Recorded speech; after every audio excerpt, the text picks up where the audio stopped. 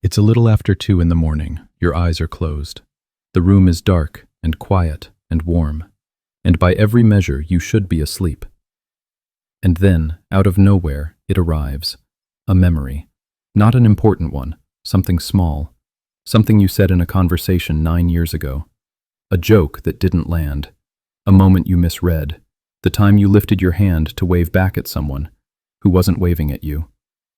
And your whole body flinches in the dark. Your face goes hot. You make a sound, a small, involuntary sound, into the pillow. And you think the same thing you think every single time. Why am I still thinking about this? It was nothing. It was years ago. Nobody else even remembers it. So why does my own mind keep dragging it back into the room at 2 in the morning just to make me suffer? You've probably decided by now that this is a flaw in you, that you're too sensitive, too self-conscious, that something in you is broken or stuck, replaying a tape it should have thrown away a long time ago. But what's happening inside your skull at 2 a.m. is not a malfunction. It is one of the oldest and most protective systems you own, doing exactly the job it was built to do. It's just doing that job, in the wrong century.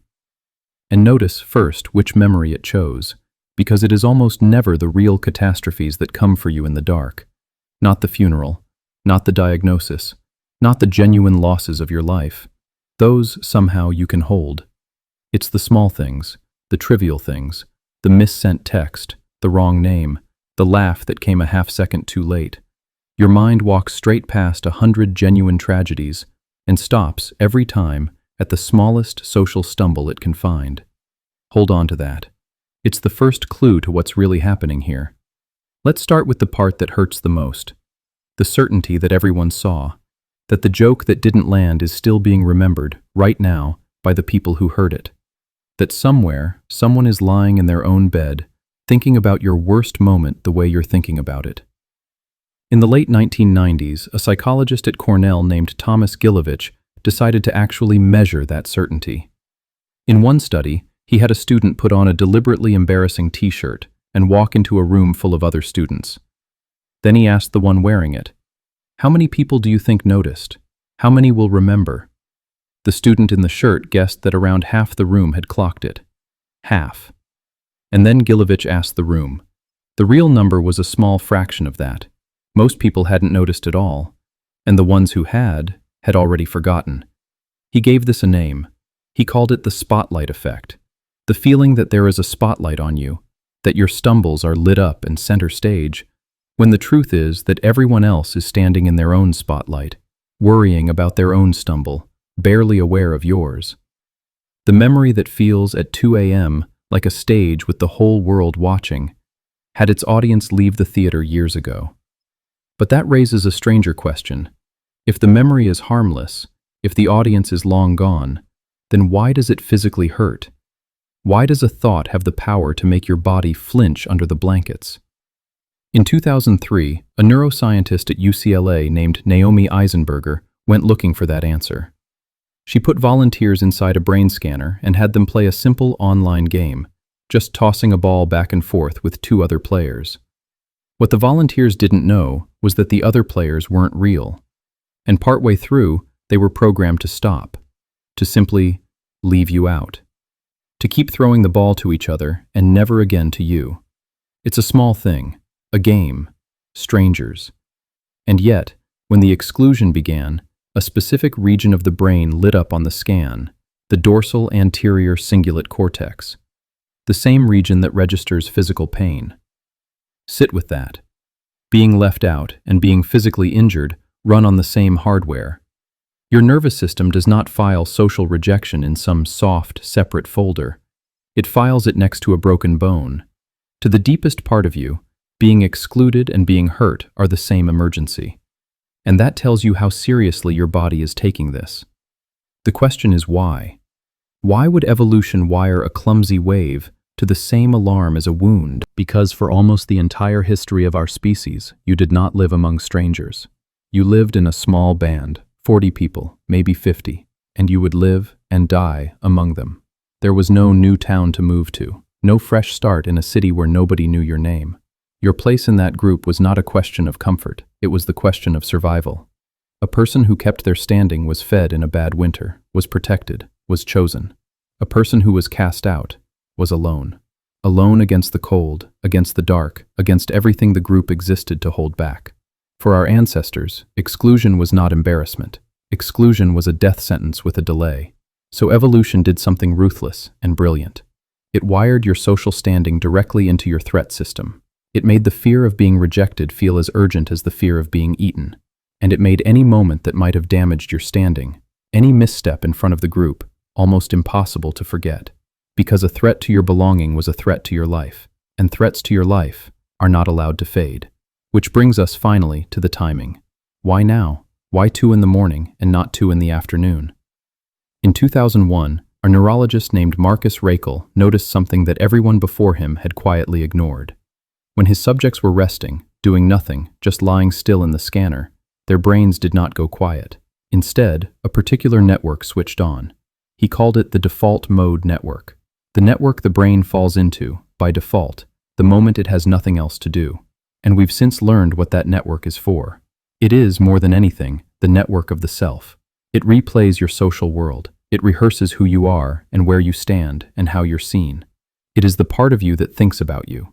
All day long, the world keeps it switched off. Tasks, screens, conversations, errands.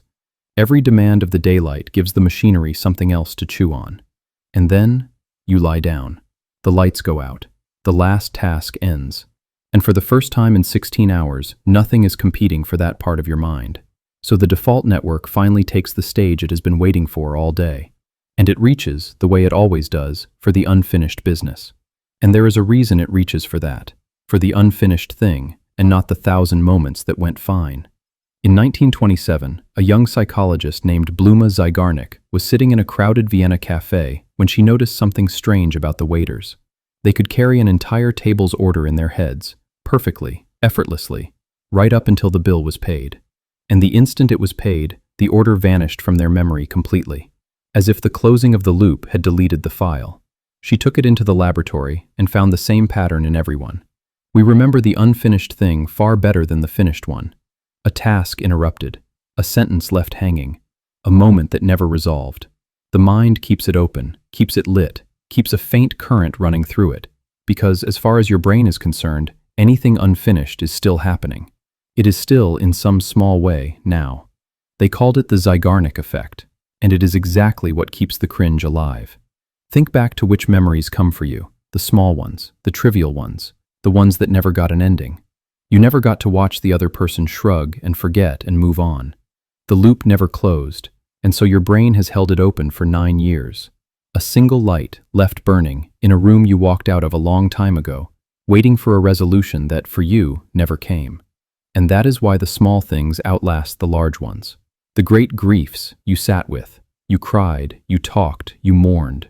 You closed the loop, however slowly, however painfully. But the tiny social misfire got no funeral, no conversation, no closure. So it stays open, forever unfinished, forever now. The cringe. So look now at what is really happening at 2 in the morning. It is not a malfunction. It is a 200,000-year-old loyalty system, built in a world where exclusion meant death, running its nightly review, in the only quiet moment you gave it all day, reaching for the one loop that never closed. The flinch under the blankets isn't proof that you are broken. It's proof that you are wired to belong, that some old, faithful part of you cares, more than you ever consciously asked it to, about being a good member of your people.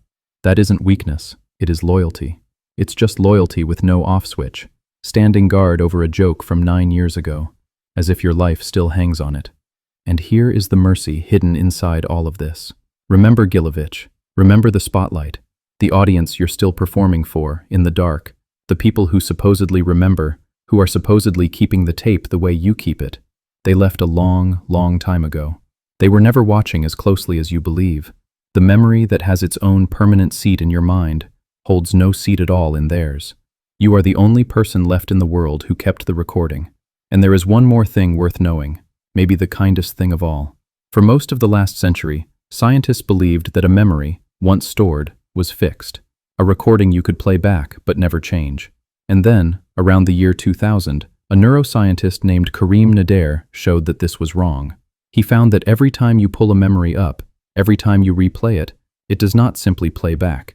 For a short, fragile window, it becomes soft again, editable, and then your brain has to file it away once more, a process called reconsolidation, and whatever you were feeling during the replay gets written back into the memory along with it.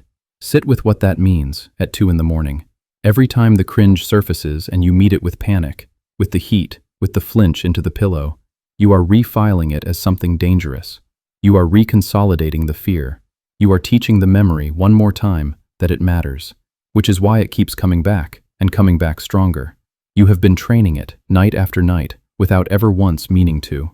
But the door swings both ways. That same replay, the one that has tormented you, is the only moment the memory can be changed at all. It has to open in order to be saved again. And if you can meet it, even once, with something softer than dread, a slow breath, the quiet thought that this is old and harmless and over, then that softness is what gets written back in. You are not only suffering the memory, you are, every single time it surfaces, quietly deciding what it will become. So the next time it surfaces, and it will, maybe even tonight, try something older than arguing with it. Don't try to prove it was fine. That only keeps the loop running, searching, replaying. Instead, just name what it is, quietly. This is my belonging alarm.